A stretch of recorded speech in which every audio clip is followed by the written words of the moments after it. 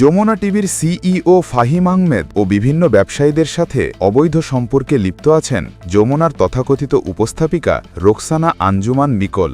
আর এমনই সব বোমা ফাটানো তথ্য এক একে গর্ত খুঁড়ে বের করে আনছেন এ সময়ের সাহসী সাংবাদিক ইলিয়াস হোসেন। উপস্থাপিকার আড়ালে নিকোল যে আসলে কী ধরনের নোংরা খেলায় মেতেছিলেন তার সব আমলনামা এখন জনসমক্ষে চলে এসেছে। ৮ ডিসেম্বর দুপুর ১২টায় নিজের ভেরিফাইড ফেসবুক পেজে এক বিস্ফোরক স্ট্যাটাস দিয়ে রীতিমতো তোলপাড় ফেলে দিয়েছেন সাংবাদিক ইলিয়াস হোসেন। তিনি নিকোলের সপ্তাহের ৭ দিনের যে গোপন রুটিন ফাঁস করেছেন তা দেখে চক্ষু চড়কগাছ সাধারণ মানুষের। ইলিয়াস তার পোস্টে সরাসরি লিখেছেন যে সপ্তাহে ২ দিন নিকোল থাকেন তার প্রেমিকের সাথে আর ২ দিন কাটান যমুনা টিভির বস ফাহিম আহমেদের সাথে। এখানেই শেষ নয়, সপ্তাহের বাকি ৩ দিন তিনি বিভিন্ন ব্যবসায়ীদের সাথে সময় কাটান। ইলিয়াস অত্যন্ত বিদ্রূপের সুরে বলেছেন যে নিকোল কোনো ডে অফ নেন না এবং তিনি নাকি প্রচণ্ড পরিশ্রমী নারী। ইলিয়াসের এই পোস্ট থেকেই পরিষ্কার হয়ে গেছে নিকোল আসলে সাংবাদিকতা সাইনবোর্ড ব্যবহার করে পর্দার আড়ালে ঠিক কি কুকর্ম করে বেড়াচ্ছেন। এতদিন নিজেকে ধোয়া তুলসী পাতা সাজিয়ে আসলেও এবার নিকোলের আসল মুখোশ সবার সামনে খুলে পড়েছে। নিজেকে অতিরিক্ত দেশপ্রেমিক সাজাতে গিয়েই মূলত ফেসে গেছেন এই আওয়ামী দালাল। ব্যারিস্টার শাহরিয়ার কবিরকে টকশোতে ডেকে এনে অপমান করার খেসারত এখন কড়াই গণ্ডায় দিতে হচ্ছে নিকোলকে। তিনি ভেবেছিলেন গলার জোরে সবাইকে থামিয়ে দেবেন এবং নিজের স্মার্টনেস দেখিয়ে পার পেয়ে যাবেন, কিন্তু তিনি জানতেন না অন্যের জন্য গর্ত খুঁড়লে সেই গর্তে নিজেকেই পড়তে হয়। শাহরিয়ার কবিরের মতো একজন সম্মানিত ও বয়োজ্যেষ্ঠ ব্যক্তিকে প্যাঁচে ফেলতে গিয়ে আজ নিজের সব গোপন হাড়ি হাঁটে ভেঙে যাচ্ছে। ইলিয়াস হোসেনের মতো সাংবাদিকরা এখন তার পিছনে হাত ধুয়ে নেমেছেন এবং একের পর এক তার সব অপকর্মের দলিল সামনে আনছেন। আর সবাই জানেন ইলিয়াস হোসেন হাতে প্রমাণ ছাড়া কথা বলেন না, তাই এসব তথ্যকে বানোয়াট বলে উড়িয়ে দেওয়ার কোনো সুযোগ নিকোলের নেই। মাত্র গতকালই পুরো নেট দুনিয়া উত্তাল ছিল ডক্টর মুরাদ হাসানের সঙ্গে নিকোলের সখ্যতা নিয়ে। নারীবাজ ও বিকৃত মানসিকতার মুরাদ হাসানের হাত থেকে হাসিমুখে পুরস্কার নেওয়ার ছবি ভাইরাল হওয়ার পর মানুষ যখন ছিছি করছিল ঠিক তখনই আজ সামনে এলো আরও বড় বোমা। এবার জানা গেল নিজের অফিসের বস ফাহিম আহমেদ আর টাকার কুমির ব্যবসায়ীদের সঙ্গে তার গোপন দহলমহরমের কাহিনী। ডক্টর মুরাদের সঙ্গে হাসিমুখের ছবি আর আজকের এই সিইও ও ব্যবসায়ীদের সঙ্গে গোপন সম্পর্কের খবর মিলিয়ে নিলে বুঝতে বাকি থাকে না নিকোল আসলে কোন পথের পথিক। তার চরিত্র যে কতটা নিচে নেমেছে তা ইলিয়াসের এই একটি পোস্টেই প্রমাণিত। জুলাই বিপ্লবের সময় টিভির পর্দায় মায়াকান্না কেঁদে নিকোল নিজেকে বিপ্লবীদের বন্ধু হিসেবে জাহির করতে চেয়েছিলেন, কিন্তু সেই কান্না যে একদম সাজানো নাটক তা আজ দিনের আলোর মতো পরিষ্কার। ছাত্র জনতার উপর যখন গুলি চলছিল তখন তিনি চোখে গ্লিসারিন মেখে কান্না দেখিয়েছিলেন আর ভিতরে ভিতরে আওয়ামী লীগের এজেন্ডা বাস্তবায়ন করছিলেন। ইলিয়াস হোসেন ঠিকই ধরেছেন যে এই নারী আসলে সাংবাদিকতার মহান পেশাকে কলঙ্কিত করে ফ্যাসিবাদের দালালি করে যাচ্ছিলেন। এতদিন মানুষ ভাবত তিনি হয়তো সত্যিই নিরপেক্ষ, কিন্তু ইলিয়াসের তথ্যে প্রমাণ হল তিনি আসলে সুবিধাবাদী এজেন্ডাবাজ। যমুনা টিভির সিইও ফাহিম আহমেদের সঙ্গে তার এই বিশেষ সম্পর্কের কারণেই হয়তো তিনি যা খুশি তাই করার সাহস পান। সপ্তাহের ২ দিন বসের সঙ্গে সময় কাটানোর সুবাদেই হয়তো টকশোতে বসে অতিথিদের অপমান করার লাইসেন্স পেয়ে গেছেন তিনি। ইলিয়াসের এই তথ্যের পর যমুনা টিভির ভেতরের পরিবেশ এবং নীতি নিয়েও এখন সাধারণ মানুষের মনে নানা প্রশ্ন উঠছে। একজন সিইও যখন নিজের প্রতিষ্ঠানের কর্মীর সঙ্গে এমন অনৈতিক সম্পর্কে জড়ান তখন সেই প্রতিষ্ঠানের নিরপেক্ষতা বলে আর কিছু থাকে না। ফাহিম আহমেদের প্রশ্রয়েই নিকোল দিন দিন বেপরোয়া হয়ে উঠেছেন এবং চ্যানেলটিকে আওয়ামী পুনর্বাসনের কেন্দ্রবিন্দুতে পরিণত করেছেন বলে অভিযোগ উঠেছে।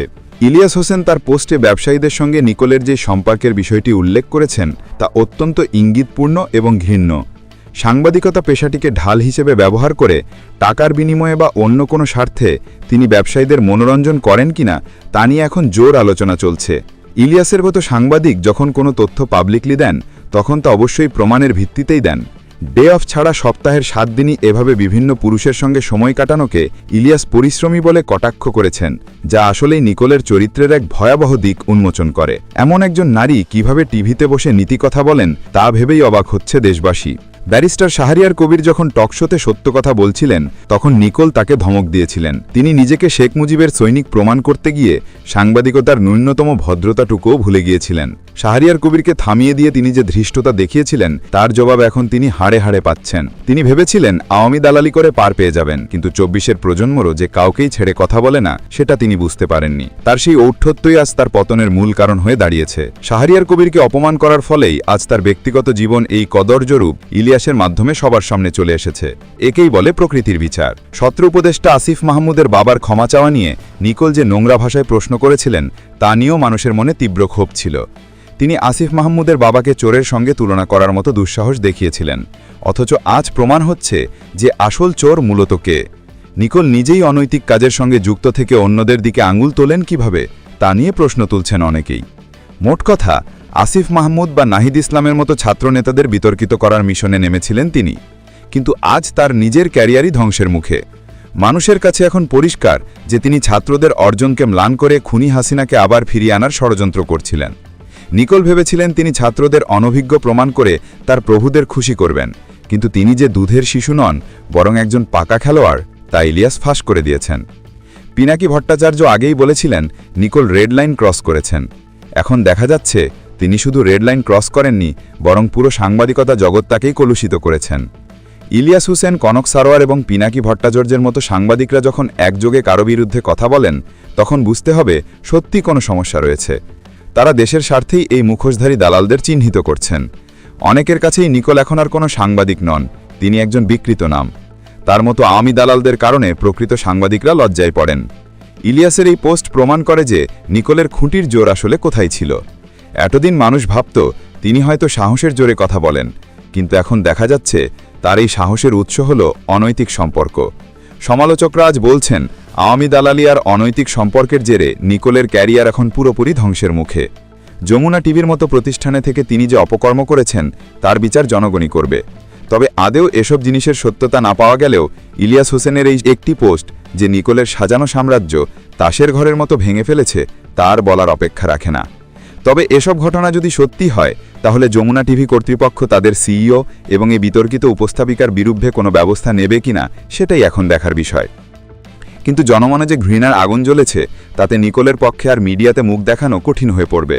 সত্য চাপা থাকে না আর পাপ বাপকেও ছাড়ে না, নিকোলের পরিণতি সেটাই প্রমাণ করছে। ইলিয়াস হোসেনের এই সাহসী পদক্ষেপকে নেটিজেনরা সাধুবাদ জানাচ্ছেন। তারা বলছেন নিকোলের মতো এমন ভণ্ড নারীদের মুখোশ খুলে দেওয়াটা সময়ের দাবি ছিল। নিকোল দিনের পর দিন মানুষকে বোকা বানিয়েছেন।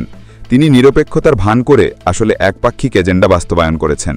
তার টকশোগুলো বিশ্লেষণ করলেই দেখা যায় তিনি কিভাবে বিরোধীদের কোণঠাসা করতেন আর আওয়ামীপন্থীদের সুযোগ দিতেন। বিশেষ করে মাসুদ কামালের মতো লোকদের এনে তিনি সরকারের সমালোচনা করার নামে মূলত বিগত সরকারকে বৈধতা দেওয়ার চেষ্টা করতেন। এখন বোঝা যাচ্ছে এসবই ছিল তার পরিকল্পনার অংশ, আর এই পরিকল্পনার সঙ্গী ছিলেন তার বস ফাহিম আহমেদ এবং সেসব ব্যবসায়ীরা যাদের সাথে তিনি সময় কাটান। নিকোলের এই অধপতন থেকে শিক্ষা নেওয়া উচিত অন্য সুবিধাবাদী সাংবাদিকদেরও। যারা মনে করেন ক্ষমতার কাছাকাছি থেকে বা অনৈতিক সম্পর্ক গড়ে ক্যারিয়ার গড়বেন, তাদের পরিণতিও নিকোলের মতোই হবে। ২৪-এর গণঅভ্যুত্থান মানুষকে অনেক সচেতন করেছে। এখন আর কেউ চাইলেই মানুষকে বিভ্রান্ত করতে পারে না। নিকোল ভেবেছিলেন তিনি খুবই স্মার্ট এবং তিনি যা করবেন মানুষ সেটাই বিশ্বাস করবে, কিন্তু তিনি ভুলে গিয়েছিলেন যে ইলিয়াসের মতো সত্যসন্ধানী সাংবাদিকরা এখনও বেঁচে আছেন। নিকোলের এই কেলেঙ্কারি এখন টক অফ দ্য কান্ট্রি। চায়ের দোকান থেকে শুরু করে সোশ্যাল মিডিয়া সবখানেই এখন নিকোলের এই গোপন রুটিন নিয়ে আলোচনা সমালোচনা চলছে।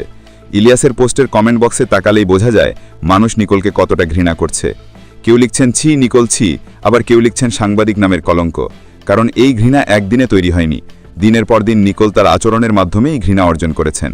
মুরাদ হাসানের সঙ্গে ছবি আর এখন সিইও ফাহিমের সঙ্গে সম্পর্কের খবর সেই ঘৃণার আগুনে যেন আরও ঘি ঢেলেছে। নিকোল এখন চাইলেও আর তার আগের অবস্থানে ফিরে যেতে পারবেন না। তার বিশ্বাসযোগ্যতা এখন শূন্যের কোঠায়। তিনি যে একজন প্রফেশনাল সাংবাদিক নন, বরং একজন প্রফেশনাল আওয়ামী দালাল, তা অনেকের কাছেই এখন প্রমাণিত সত্য।